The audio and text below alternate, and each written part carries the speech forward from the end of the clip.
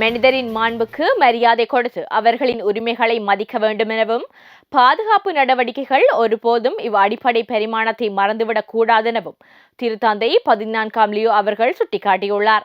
December மாதம் 12ஆம் திகதி வெள்ளிக்கிழமை திருப்பிடத்தில் இத்தாலிய அரசின் தகவல் பாதுகாப்பு அமைப்பின் உறுப்பினர்களுக்கு வழங்கிய உரையின் போது இவ்வாறு தெரிவித்த திருத்தந்தை அவர்கள், இந்நாட்டின் உளவுத்துறை பணிகளின் நூற்றாண்டு விழாவை குறிக்கும் வகையில் தொழில்முறை திறனை வலுவான நெறிமுறை கொள்கைகளுடன் இணைக்குமாறும் வேண்டுகோள் விடுத்துள்ளார். கடினமான சூழ்நிலைகளில் பொது நன்மைக்காக மற்ற அனைத்தையும் ஒதுக்கி வைக்கும் போது அறநெறிமுறை கோரிக்கையை மறந்துவிடும் ஆபத்து உள்ளதென சுட்டிக்காட்டிய திருத்தந்தை, சமநிலையை கண்டறிவது எப்போதும் எளிதானதல்ல எனவும் தெரிவித்துள்ளார். பாதுகாப்பு நிறுவனங்கள் பெரும்பாலும் மக்களை பற்றிய தகவல்களை சேகரிக்க வேண்டியிருக்கும் போது அது அவர்களின் உரிமைகளை கடுமையாக பாதிக்கின்றதென சுட்டிக்காட்டிய திருத்தந்தை அவர்கள், மனித மாண்பின் அளவுகோலின்படி வரம்புகள் நிறுவப்படுவதும் இப்பணியில் வெளிப்படும் சோதனைகளுக்கு எதிராக விழிப்புடன் இருப்பதும் அவசியம் என வலியுறுத்தியுள்ளார்.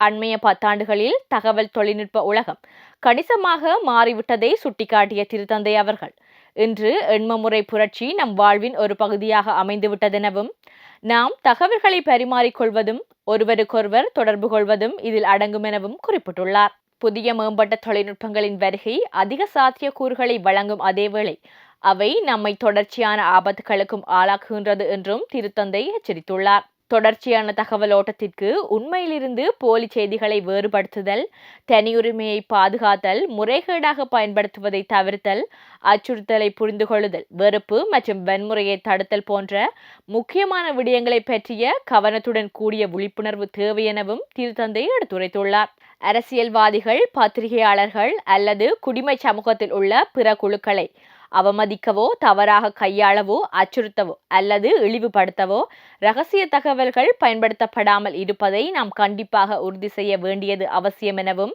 இது திரு அவைத்துறைக்கும் பொருந்தும் எனவும் மேலும் குறிப்பிட்டுள்ளார்.